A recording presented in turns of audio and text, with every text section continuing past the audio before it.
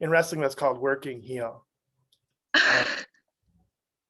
Dr. Beard, shall I just proceed? Do you have questions?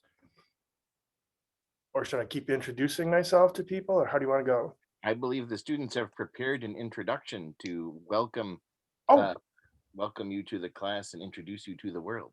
oh, very good. Great. Introduction.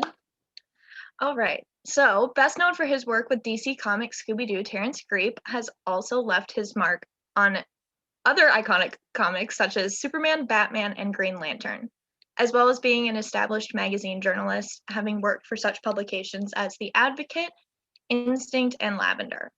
Terrance also has made moves in the professional wrestling community, being the first openly gay professional wrestler in America, wrestling for over 20 companies and holding nearly 20 championships. Truly a man of many talents. I invite you all to unmute yourselves and join me in giving a warm WRIT 2506 welcome to our guest, Terrance Griep. Hey. Thank you. Thank you. I'm not used to being cheered. Usually I'm booed because I'm always a bad guy, but I'll take it. this context. Here comes the virtual tomatoes right through the screen. Wow, lovely. Thank you so much. Whenever I hear people talk about my career, I'm always like, why is that guy not rich? He sounds amazing. I'll hand it over to Emily. Okay, please. I'll kick it off with the questions. So first, what initially inspired you to pursue a career in writing? Wow, inspired is the right word. It's such an odd and specific and nerdy answer. I was 5 years old. I was reading a comic that I recognized as a reprint and old. It was entitled, the actual book was called Showcase Number 65 in its original form. It's older even than I, pardon me. And the title of the story was Solomon Grundy Goes on a Rampage. And it's about this fairly minor DC villain who gets reintroduced into the continuity in the 60s after everything stopped superhero comics wise in the 50s. And the way the writer was named Gardner Fox. He had this really, it's a very 60s way of presenting stories where he would have these 35 word captions over over the panel describing what was already, you could just look at it at a glance. And he at one point, Solomon Grundy, who's basically an evil Incredible Hulk, he's obsessed with getting revenge on Green Lantern, who put him in a prison, kept him away from Earth for 20 years. Now he's managed to get his way back. Find Green Lantern, hate Green Lantern, kill Green Lantern. That is what we call in the business his dramatic need. And not a ton of nuance there, but he was a supervillain. He doesn't need that.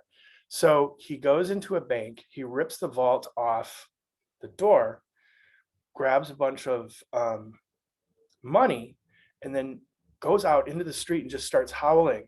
He doesn't understand what money is. He doesn't understand what a bank is, but he knows that if he takes these little green rags and puts them in his pockets, Green Lantern will show up and stop him, which is exactly what happens. I loved, as a kid, I was like, oh, that's kind of canny, cunning. It's animal cunning at work.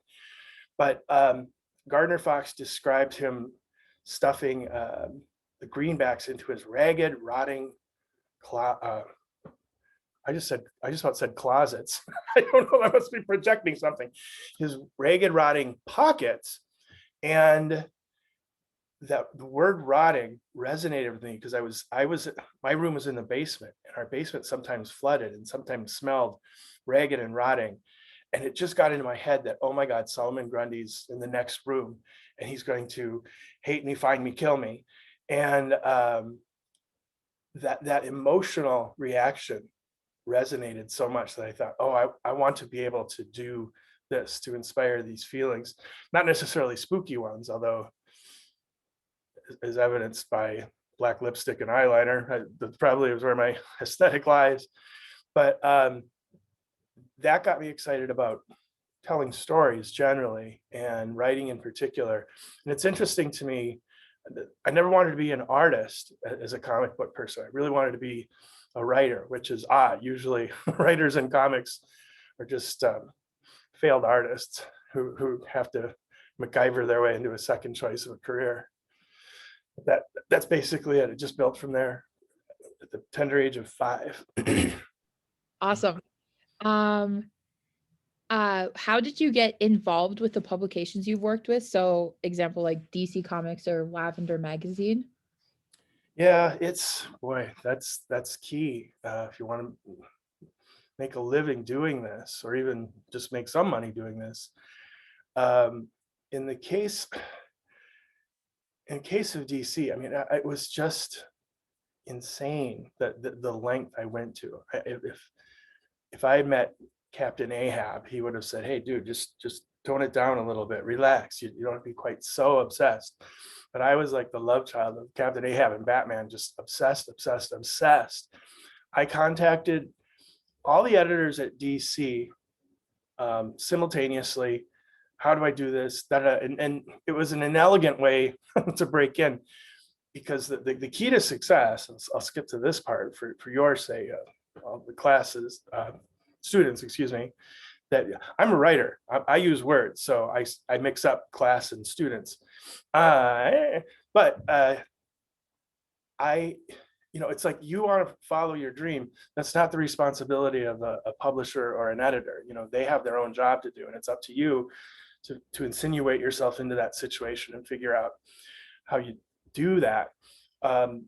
But over the course of years, I figured out that DC wasn't just going to hire some Hunyak in Minneapolis, when they were New York based at that time, with no record or anything like that. So I started approaching much smaller publishers who were more willing to give me a shot, and then just built up a body of work, and then started pitching that to DC at the big, of course, you've all heard of Comic-Con. I don't know how nerdy each of you are, but I'm sure you've heard at least of that.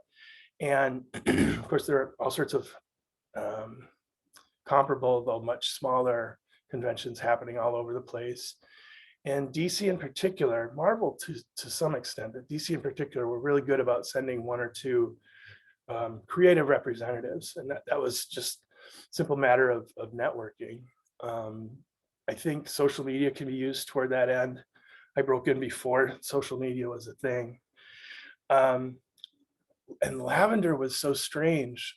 It's such a small organization. The reason I wanted to do it is I was a young man recently out, and I wanted to participate in the LGBTQ plus now community without actually taking part of it, because I was a total misanthrope and just wanted to write all the time. And I thought, oh, I'll write articles about it and tell other people about it, and they can go do interesting things and meet interesting people while I stay in my little writing hole. And I approached them, and they came back and said, and I was very young, and I'd had a few DC credits at this point, but they just said, "You're way too qualified. You don't want to work for us." And I said, no, I really do.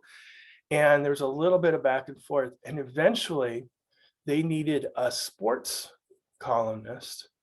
And at that point, I wasn't, obviously, about the wrestling. I wasn't wrestling at that point, but they associated me with sports. And I guess nobody else, none of the gay guys there wanted to do it. So it's like, oh, give it to that one guy who's pestering us. Okay. And so here I was. And the sports column didn't last, but I have. Now they use me for all sorts of things, although sporadically. So it's just a matter as a freelancer of just kind of reaching out. And like I said, that's a point I wanted to make, and I thank you for letting me make it, is find out what they need. And ideally, don't bug them to find it out. Look at it and then say, here's what you need. And then you're guaranteed a sale. But that first part is the tricky part.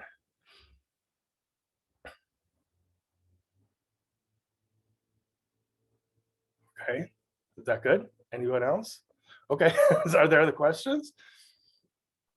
Zoom makes this a little less fluid than it might otherwise be. That's so. okay. Oh. So are there more questions? There's a whole sheet of them, like 14. Okay. Hold your horses. Oh, okay.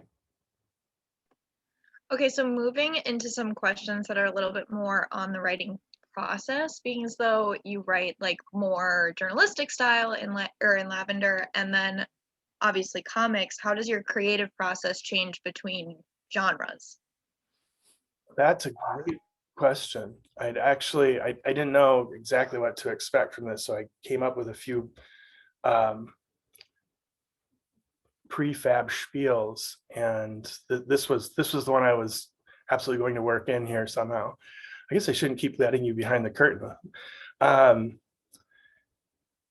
What's key is story, it seems to me, and this is true whether you're writing fiction or nonfiction, or if you're wrestling professionally.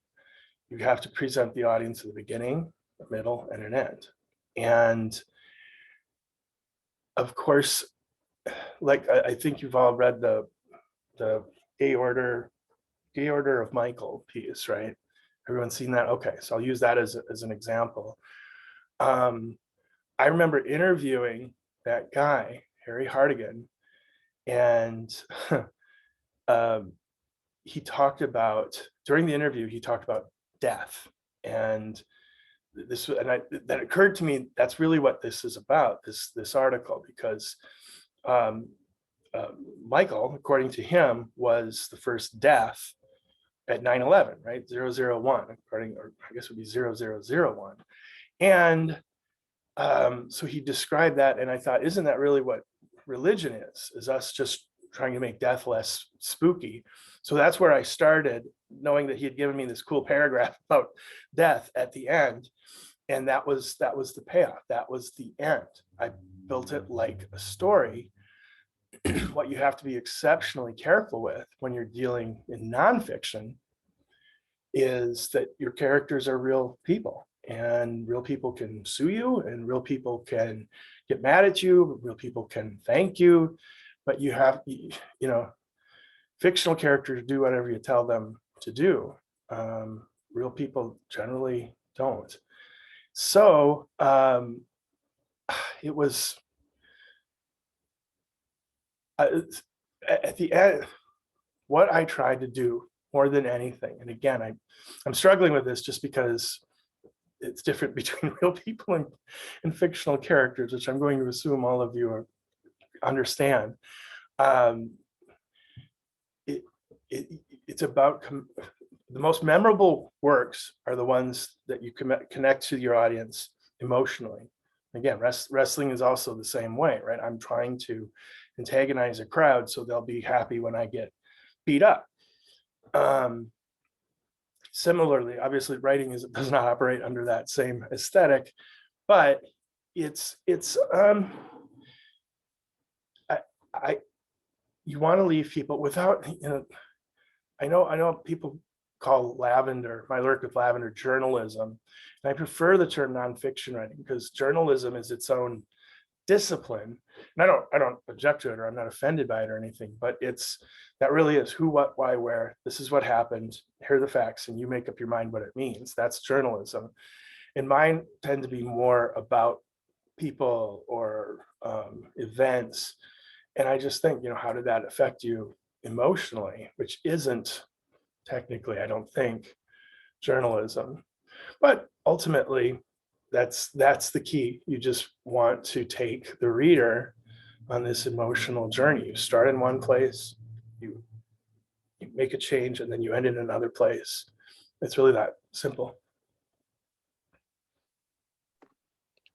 And then kind of going off of, you had brought up the Gay Order of Michael. What inspired you to write that, and does it have any connection to your own life? No, no. That was just tramp work. I was just a mercenary with a quill. No, I wasn't inspired at all. The editor of Lavender magazine said, there's this guy who's forming a religion. Do you want to write about him? And I said, sure, yeah, okay, that sounds insane, sure. And right up that's probably why they thought of me. So I but I I liked Harry a lot, and he's quite a character, and I tried to convey that. I don't think I entirely succeeded in the article, but whenever I'm writing nonfiction, I try to avoid inspiration. You know, I do try to be more, because I'm always putting myself in their place, and you want to tell the truth, and you want to say what's real, but you don't need to. You know, I'm not there to expose the. I'm not Woodward and Bernstein either, right? I'm not trying to tell the American people the truth about this or that. It's usually pretty warm, fuzzy human interest stuff. But I just, that particular one, I mean, when I found out that this guy was supposedly, Michael, that is, the first person to die in 9/11, that's what really grabbed my attention.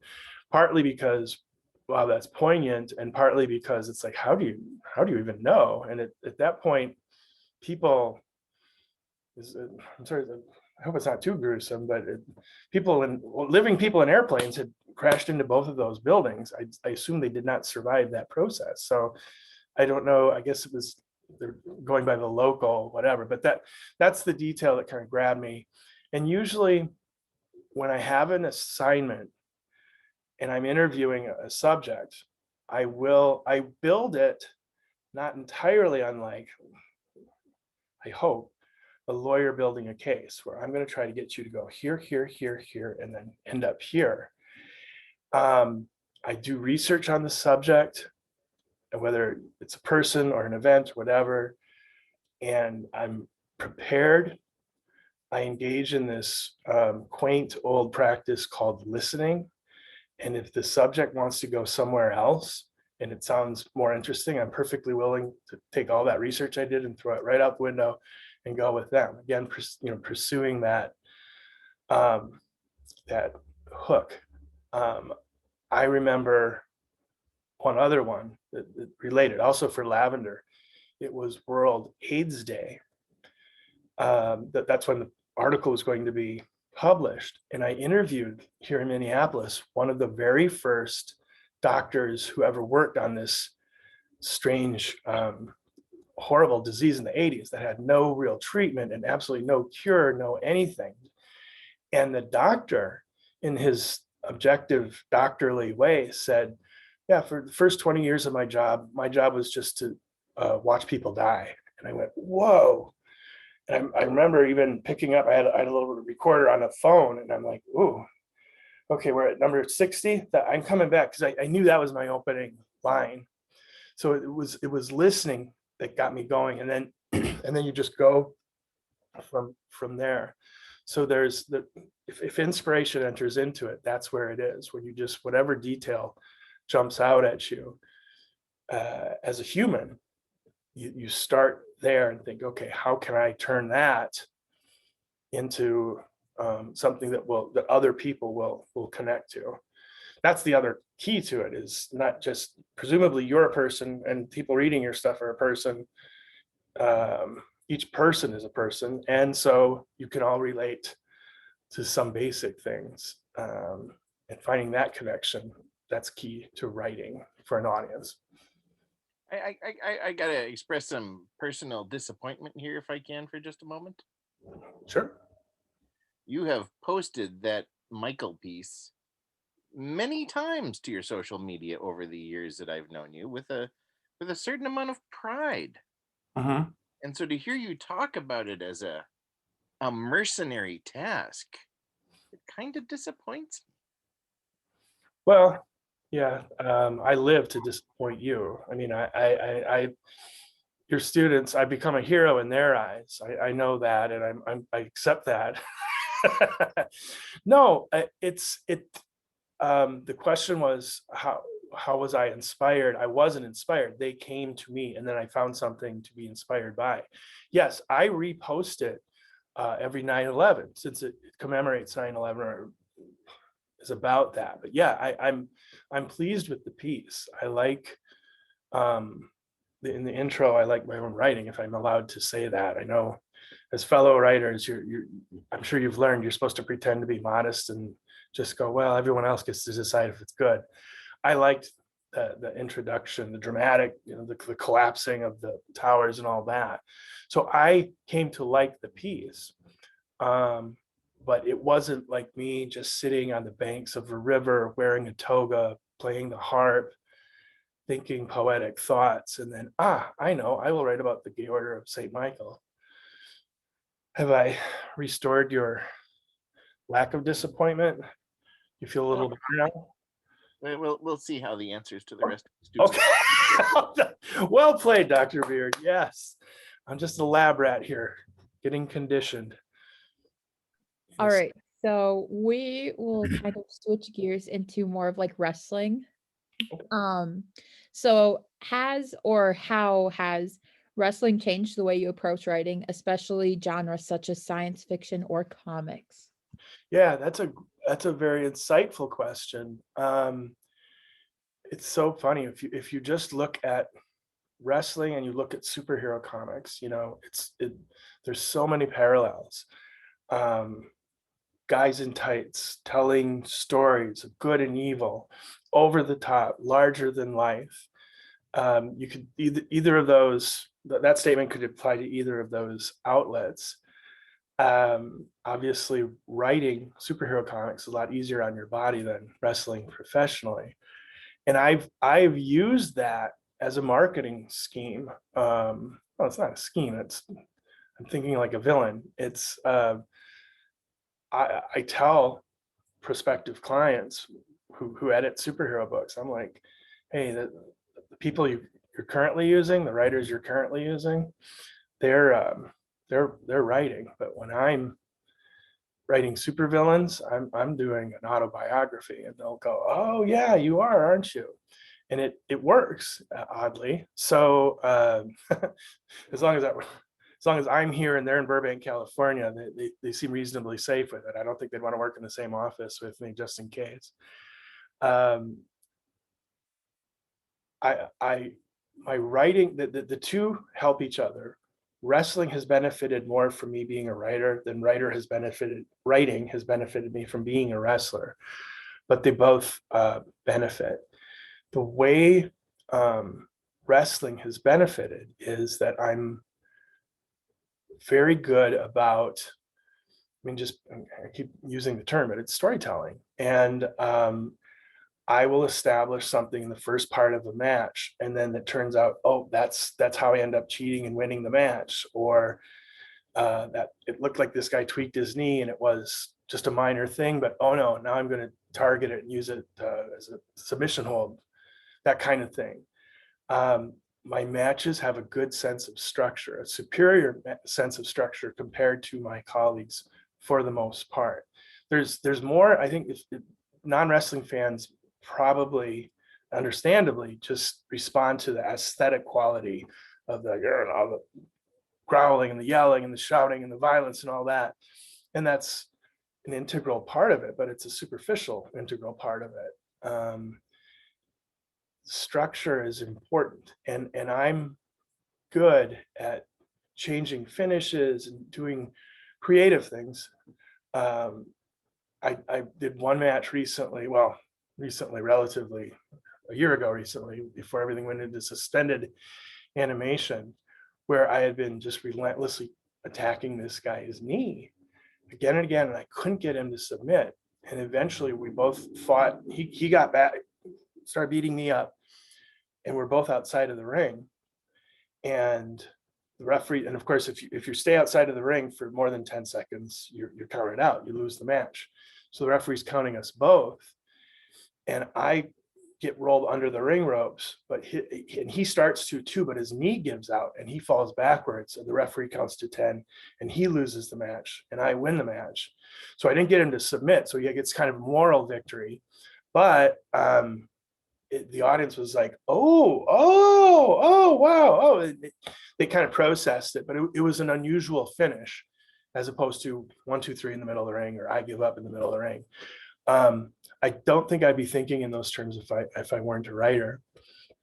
I do write better fight scenes as a superhero comic book writer by virtue of having actually been in there and done something somewhat similar looking anyway. Um, and you know what, the things you're thinking about, I can bring to the page, I think, in a way that most other writers don't. I would never characterize myself. I would never compare myself to this person except for one way. If you've ever heard of Frank Miller, who wrote a really important comic book, The Dark Knight Returns, in 1986, and he's written a lot of other things too. And in that piece, and before that, he'd written a character named Daredevil, and both of them are martial artists. And he has a wonderful penchant, young Frank Miller, of describing what it really feels like to punch someone and how you can feel it in your ankle and your knee and your hip and your shoulder, and boom, and down goes the guy, that kind of thing. I try, although I wouldn't try to match prose with Frank Miller, even under any condition. I do have a sense of the physicality of superhero fighting that I don't think most other writers do or should have. That's, please kids, don't do what I do. I'm a cautionary tale. But so in one sense, it's structure, wrestling benefiting from writing, and writing benefits more from an aesthetic sense of I can tap into actual experience that other writers can't have. Does that answer that question? Okay. I think it actually answered all of the questions that we had Oh, well, on wrestling and writing. So we can move on. We have a little advice section. okay. What are some tips and tricks that have stuck with you throughout your career? In terms of writing or business stuff, or, you know, Anything that you found especially notable? I I admire Stephen King a lot. I like his work, and I respect his enormous success. It's something I saw him say that stuck with me is the idea of starting writing is really difficult. And he said it's like death. And I get what he means. It's so hard, particularly starting a new writing project or whatever. And a little trick I have used over the years, I haven't used it lately. It hasn't been that much of an issue, but starting out, I use this a lot. Just the intimidation of the blank page. I just have this stupid little solitaire game, and I will set it on the lowest possible setting, and I'll just go flip, flip, flip, flip, flip, and I will let myself win a game of solitaire. And now I've been on the computer for about 10 minutes, and it doesn't seem quite so spooky to me. And I still have this blank page, and I'll just write the character's name, okay.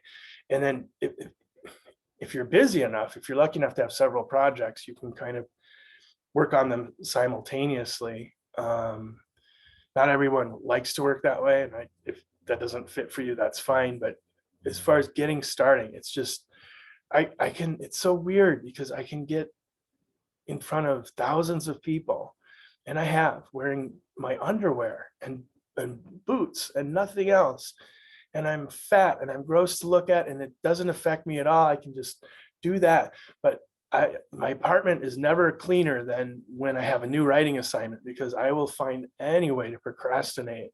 That's one way to defeat it. Another thing I'll mention, since I mentioned Stephen King, this is a little more anecdotal. A few years ago, so I had the first book that I read about writing was called The Screenplay by Sid Field. And he has proposed a really specific paradigm for writing screenplays. You have the opening scene, 10 minutes, that kind of sets everything up.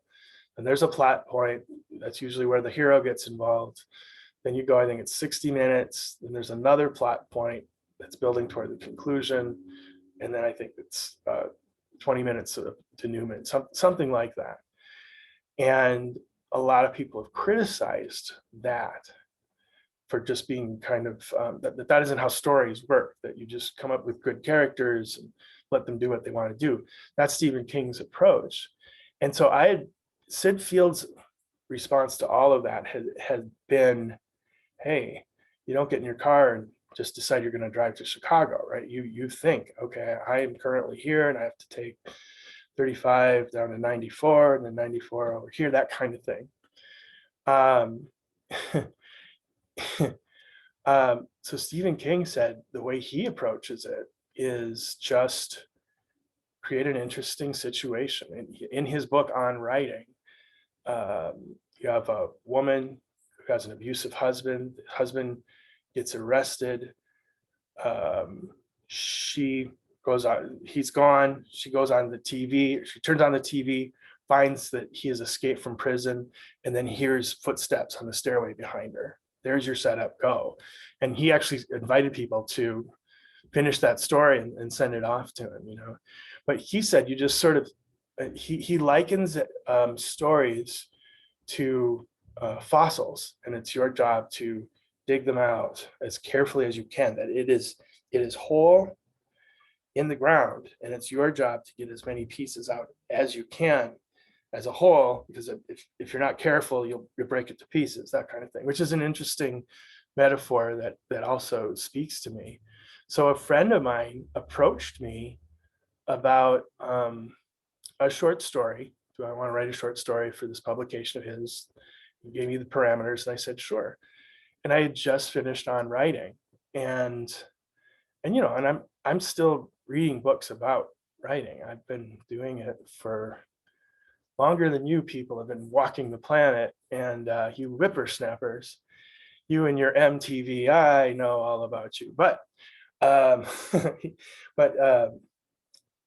thought, you know what, I'll try the Stephen King way. I think that guy might have an idea or two on how to tell a decent story. So I ended up doing exactly what he did. It was this group of friends who had a drinking game that involved 4 people. One of them had died during a recent a zombie apocalypse that just about got out of control, but then got beat back down. So what are they going to do? Well, this new employee at this large nameless corporation where they all work is invited without any of them having met him, and it turns out he's a zombie. So now you have 3 guys and a zombie playing a drinking game. You know, I thought, okay, the setups go, that'll do. And as I was writing it, it was such a weird experience where I'm throwing these details that my unconscious mind is telling me this is important, it has to be there, but my conscious mind has no idea where I'm going. And it went just the way Stephen King said it would, where I just went click, and it was this cool ending and nice twist to it and all this other stuff. And I just felt like I had done the work of dusting off that fossil, and then it just came right out. And so I invite you to try either of those techniques as far as writing goes. I do think there's wisdom. And you know, if you're going to propose to a comic book company, you can't just say, well, you know, I thought Superman would fight Lex Luthor, and then Luthor would pull out a chunk of kryptonite, but for whatever reason, it affects Lex Luthor and not Superman.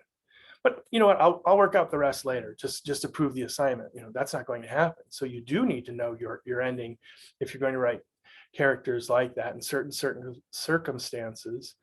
Often there are space constraints that you need to consider too. You know, I want an 800-word short story. Dr. Beard and I have both contributed to a publisher who specialized in drabbles for a few years, which are precisely 100-word stories, which is a really interesting, you know, challenge. It's basically an email, but you need beginning, middle, and end. And that was an experience I was grateful for, because, and that's another thing to consider, is even when writing projects don't work out, which will happen often if you freelance, it's often not your fault. It's usually not your fault. There's a lot of factors, if you're doing this professionally, that are beyond your control. COVID has certainly taught me that, and not surprising me at all. But you don't have to. A lot of people I've known, actually aspiring writers, no offense, have talked about this, like, oh, all that time, all that effort wasted. Well, no, because in that, creating that story, you became a better writer. You're however many thousands of words more experienced than you were before. And there is real value in that. And once you have enough of those accrued, I know you can, most writers will say, oh gosh, I wrote that one proposal for Batman 5 years ago, and now the editor at Moon Knight wants to hire me, and those are practically the same characters. I'll just see what translates, and move the one idea, not necessarily in the sense of specific characters that you're just being hired to write, but your own ideas too. You can transfer and cross-pollinate and things like that. Nothing ultimately is wasted, it seems to me, though. It doesn't impress your landlord if you say, well, it all fell apart, but hey, I'm a better writer. I don't think they'll accept that. I've never tried it. Maybe I should. I suppose I could use COVID as an excuse these days, but those are tips. I think that's my answer. I'll leave it at that. Yeah, that's perfect. We noticed that you are active on social media, such as Twitter. So what value, now that we're in the age of technology, does social media bring to you, and how important is social media to your work and your career? It's a valuable tool. I actually retired, as I described it, from political commentary in 2012 after Amendment 1 was defeated, where people wanted to put in the U.S. or the Minnesota state constitution that marriage was between a man and a woman, and that was it. And I was posting like crazy about that stuff and didn't change a single mind, and just made myself angry and other people angry.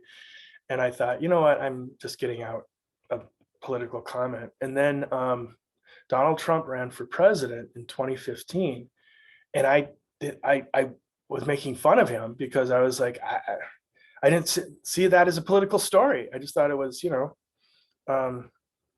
And I honestly think it was. I think it was a publicity stunt that got out of control. Now that that's played its course, I'm more trying to move away from political commentary. But why did I do that?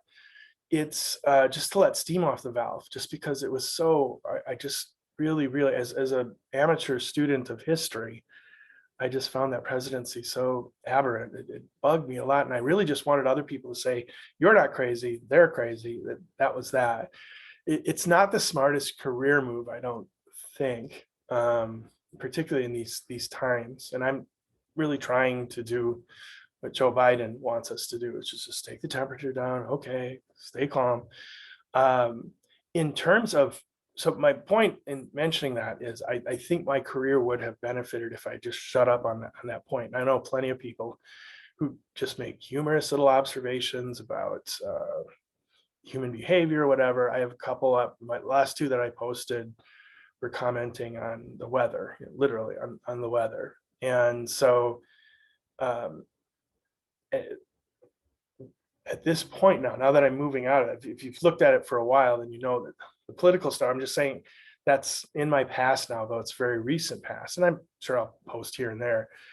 But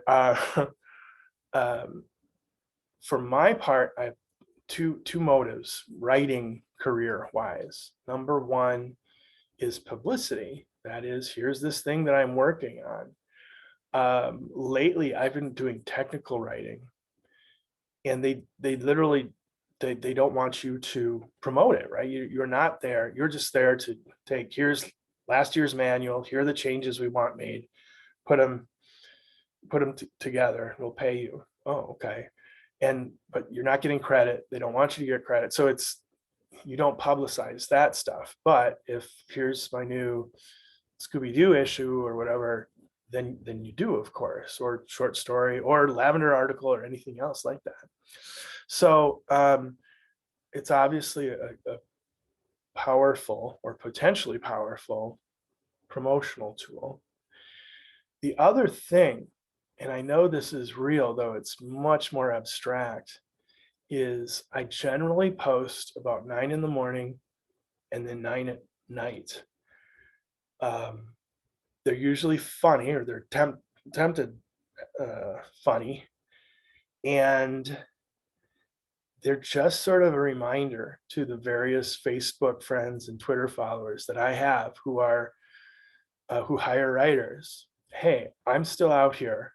I'm amazingly clever, and I'm not busy enough that I'm posting on social media. So go ahead and hire me if you want. And it's a way to keep yourself in people's minds. Overworked editors and publishers, are usually it's just nothing but putting out figurative fires and, oh, this guy missed his deadline, what do I do? And this that kind of thing. So if they need something, it's going to be, what do I have right? Who do I have? Whose name do I have right here? Oh, it's that guy. I'll use him, as opposed to this guy who stopped posting on Facebook 6 months ago and just dropped off this editor's radar. If the editor remembers you, there's a better chance, and in either case, it's not a good chance, but at least a better chance that they might say, hey, yeah, and I have gotten editors and publishers reaching out to me saying, yeah, I saw you on Facebook, and we were going to do that one thing 5 years ago. Are you still interested? Because this is how these circumstances have changed, that kind of thing. That's networking, which is utterly mercurial and hard to gauge and measure, but there's value in it. So publicity and what I call passive networking, those are the two uses for this particular writer. So I'm gonna interrupt here with my grand disappointment again. Okay, go ahead. Certain of my students, in writing about you in their little exercises, described your Twitter feed as brave. Oh, really? As Didn't feel brave. but I mean, you were definitely politically edgy for a while towards the end of the last election. Sure. You were also, I mean, going along with the notion of your outness as a wrestler, you are out there in all parts of your identity on your Twitter feed. It seems to the naked, unassuming eye who looks at statements about your college girlfriends and how it really was. And my denial friends, yes. Yes. Those poor things. Oh, I just want to give them a little bro hug and say, I'm sorry. I didn't know what I was doing. I'm sorry. But keep going. I'm sorry. So there was a good deal of Griep admiration for the bravery of your social media. Yeah. Which you're kind of underplaying here, which I'm kind of curious about. Oh, I thank you. I'm delighted to have disappointed you twice. I appreciate that very much. I'm going to go for one more before the hour is up. Secondly, it doesn't feel all that brave to me. Yeah, but it's a point that I skipped over, and I'm glad you called me on that, of just the idea of the outness. And yes, that's consistent, and I do think that matters. I do think that's important. And I'll tell you, in wrestling, Out Magazine recognizes me as the first openly gay professional wrestler. Came out before my first match, November 9th, 2003. That is, the openly gay part is kind of controversial because there were wrestlers who were gay but not open, and everyone knew it before me. And that was Out magazine really wanted that, and I understand why. But my point was always, I can't just be an out gay wrestler, because then people immediately start arguing about these baseball statistics. I'm like, that doesn't matter. I'm out. I do take that seriously. And again, I don't feel like this is at all brave, but yes, I'm open, I'm out. And with a purpose, in that when I was a teenager and struggling with this stuff,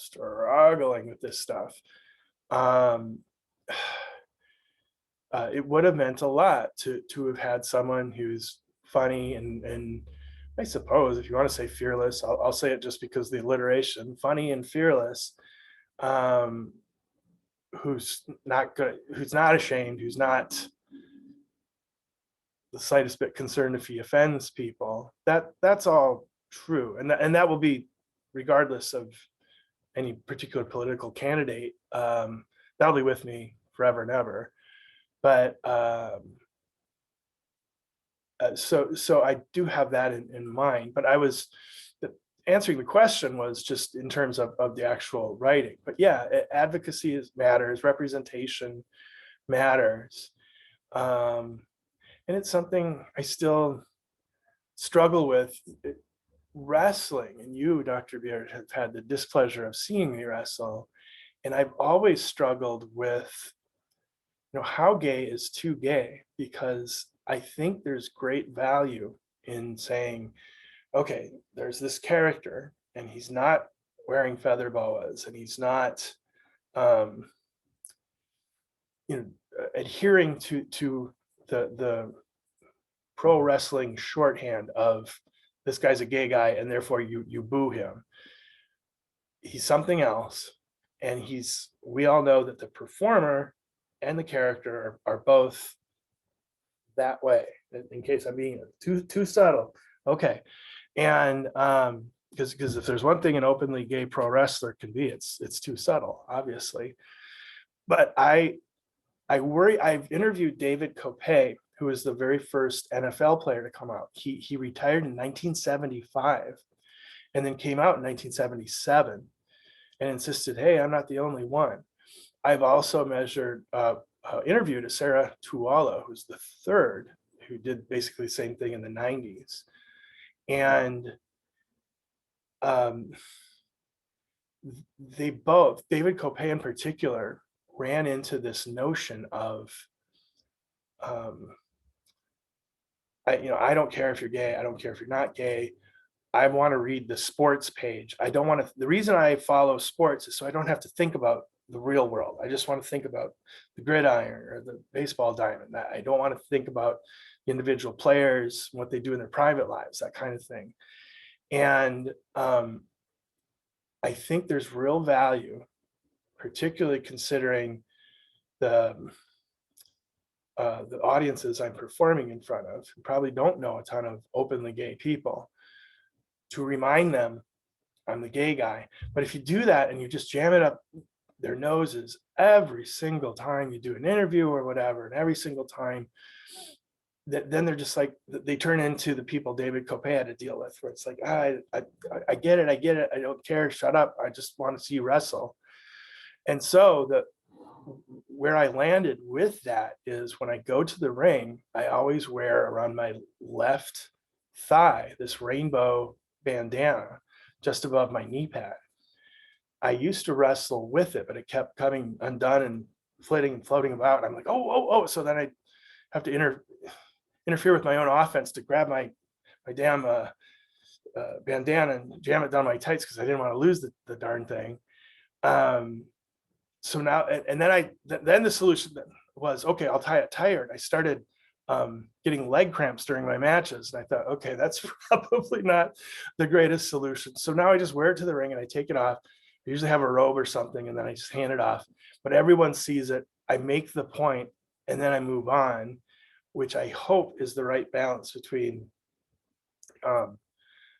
too gay and gay enough, visibility, but not obnoxiously so. I don't mind being obnoxious, but if you in this one particular wavelength of the spectrum, as it were, I think it's more constructive not to be. as far as Twitter and Facebook go, Professor Disappointment, people can just unfollow me, and that's an easy solution too. So I'm not constrained in the same way, it seems to me. All right. We have one last question. I think you might have answered it when we were talking about our little tips and tricks area, but I'm going to rephrase it a little bit. Oh, please. I would just ask, what No, is I won't. something? No, I won't marry you. I'm totally kidding. Keep going. All right.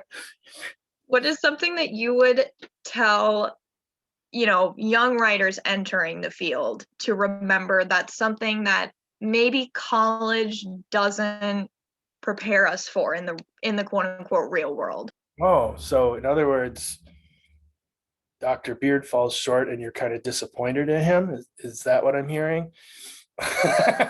No, I'm not hearing it. I'm projecting it. No, I do not want you to get in any trouble. That was just me working heel, as we say in the business. If on a practical level, if I had it to do over again, freelancing is really hard, and I would encourage you to take business classes and figure out the business end of it, because so often writers, young writers, aspirant writers, think it's all about even your the wording of the questions talk about inspiration and things like that.